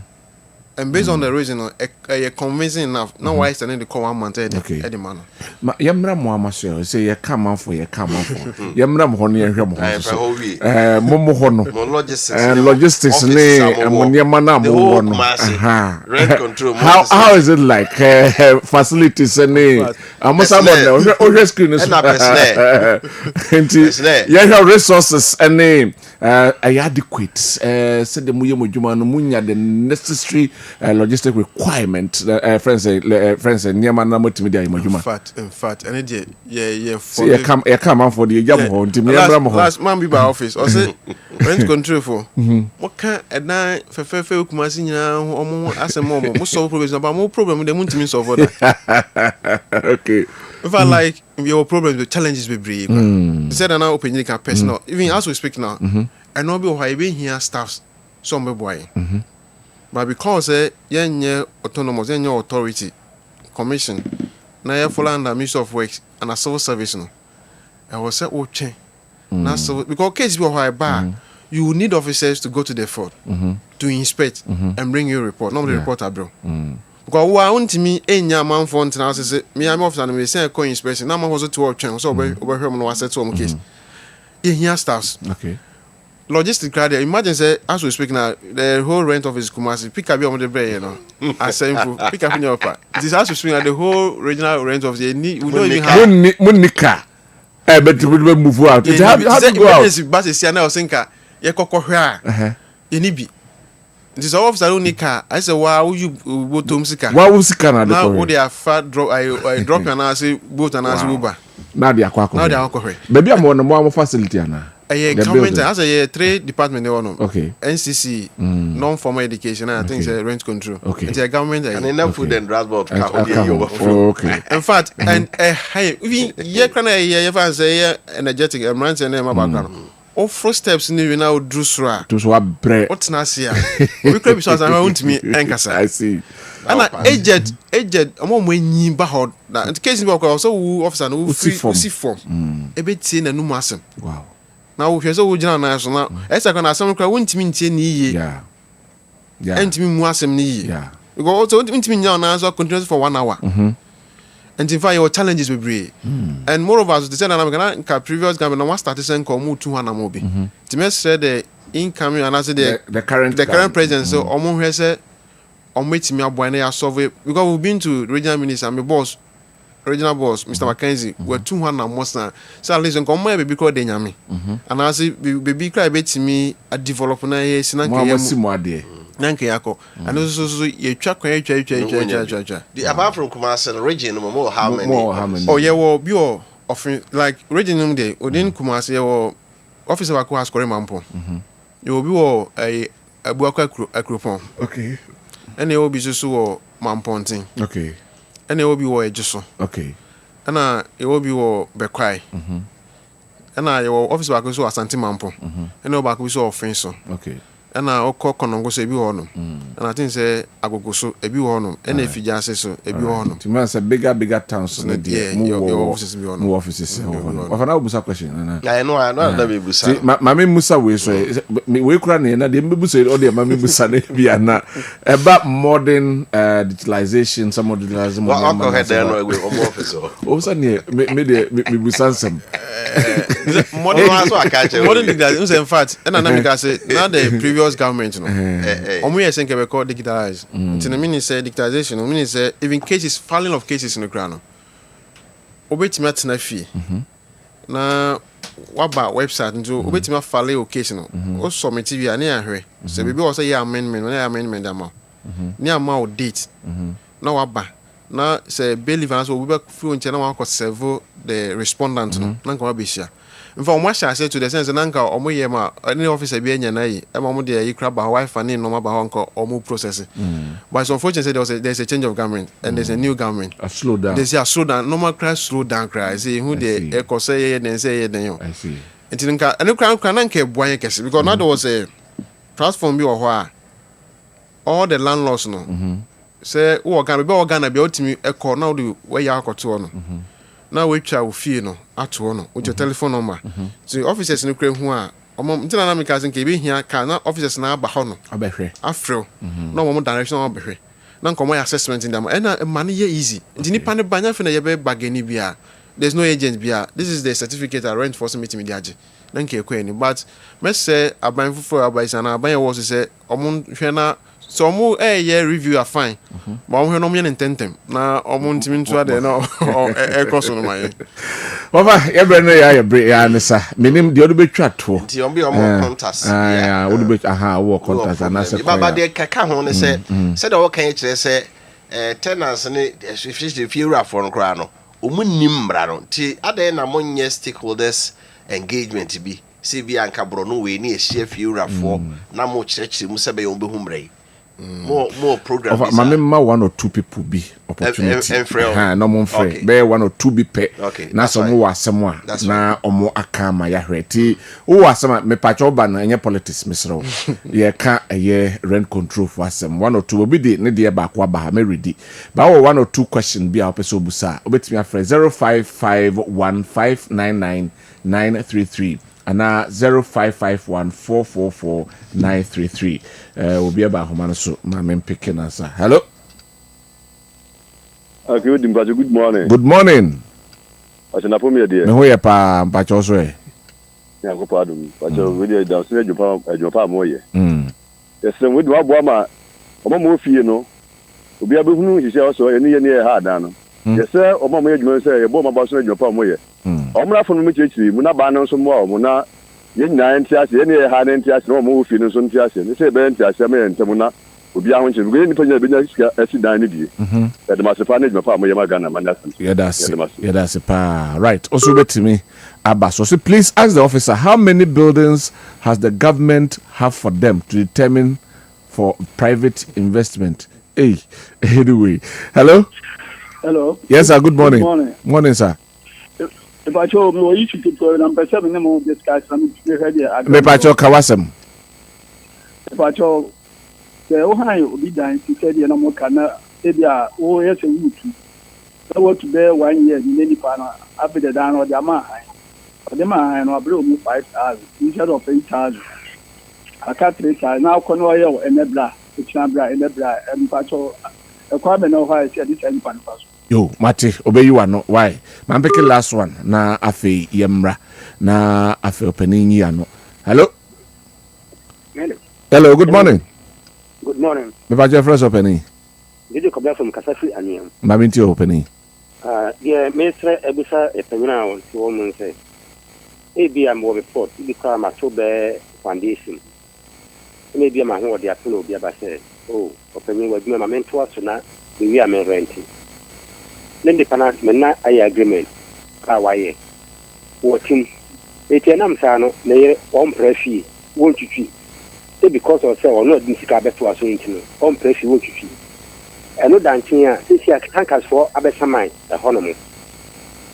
Ama, the sea and a few home in your knee, to say, me, new racing, to case say, or Mother Vance in the swan, or Momotimo, dear, or me a tree, but I could only twice. Ever could the enemy see ye. And no a rent. But the name says you and you tank us for Abesamai. It's your renting, your time in this one. The man imagines and pretend me no racing will see ornament. Ain't or more time this or moon too. But I said, Quana or moon, adding me fast in the woman see on the cannon. As a man and me 3 more, dear say, it's some 2 or more fear. It's in percent or church, mammy said they are. Then from 9 seconds and I say, yeah, then yeah, won't you? Yeah, that's it. And comedian said that this is out to us. Na questions wo. Obeni maminti we na I read my fat to go in a yano. The first one or say behind that we been to we intimate and way to. If you're on the dynamite, say if you are no a delay payment now. So TMia, message say rent office banner, on go compre on. Straight away. Now or on the balance na can. All right. And I don't only pay cases. So if we say or no more kind of fina, still a month or more, I say, I wait my be a case. Now you're inviting the tenants. Now I heard year to year. All right.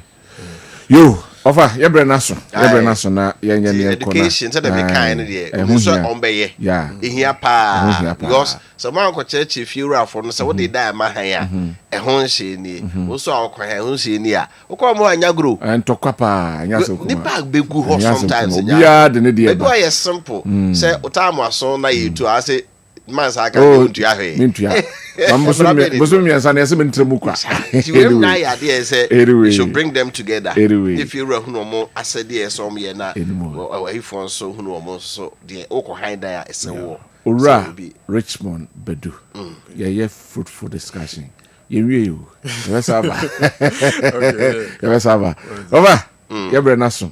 Yenye na yenso. Yenfa birthdays no sorry. Okay, my family dey ensase. Happy birthday sonko pages so ya krado a. Ye birthdays no na yenko. Happy birthday ne dey Emma Root Osei on this special day we celebrate a strong, dedicated and hardworking woman, the Mansour Dubia constituency women organizer of the new Patriotic Party. Any problem project. Okay. It's Ruth say and your birthday. All right. Happy birthday, Enkoma, my lovely wife, Mrs. Georgina Entry Deborah. Also, may your birthday be as unforgettable as you are always, as you are every day. I love you, dear.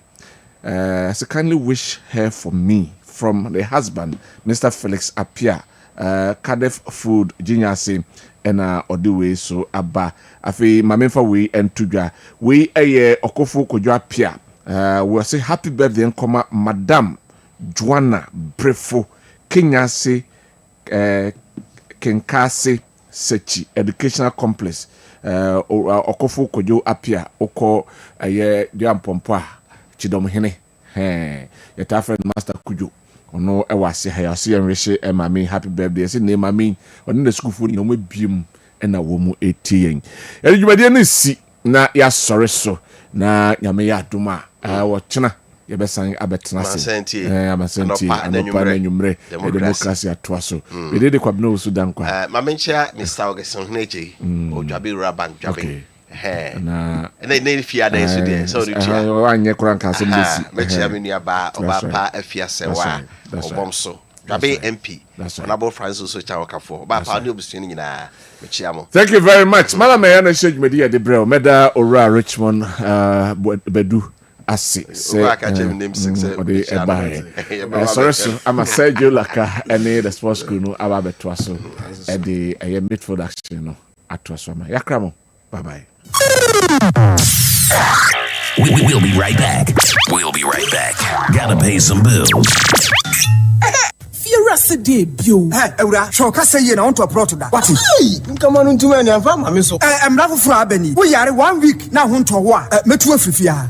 Esan, mempa gon too soon bia ofia. Enti sisi ye yare ayenye den. Monko Grace Gifts Herbal Clinic. Sabe kwata achachane emu mpa ho a. Yare bia obese ye furu so. Apart from Kumasi Ohim, wa be bia branch ka sie pa wa Chimota. Petroleum Bungalow. Family Life School opposite ho a. Grace Gift Herbal Clinic. Eye no kre wa ben pa. Awo na wo penes wo mo duro no wa nhwe ya. Ube hu mienu asemiensa bom. Prostate, ulcer, cancer, typhoid, stroke, diabetes ni hypertension mu nyina. Eye ni fichire. Wo ya bema na bema ni so.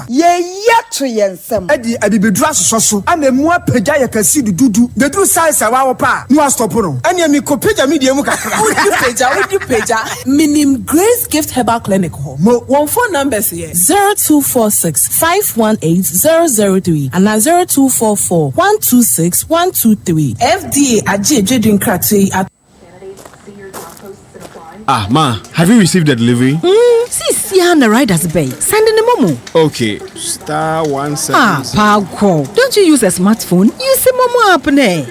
Abba app. Hey, I want to say a millennium, say millennial. Inim. Oh, millennium for ya nyaze. Switch to the app. Oh, you're smart. And oh, you're secure. Enter a world of possibilities with the Momo app. Pay your favorite merchant, pay utility bills, and borrow from our wide range of lending services. Move to the app side today.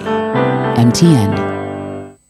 And Yamano nefe, nebuo, and I said the entry in Amkania. It's in a grofoni Jihosano. Say home appliances and Kwana Opedia. To Hisense, now fear dawase.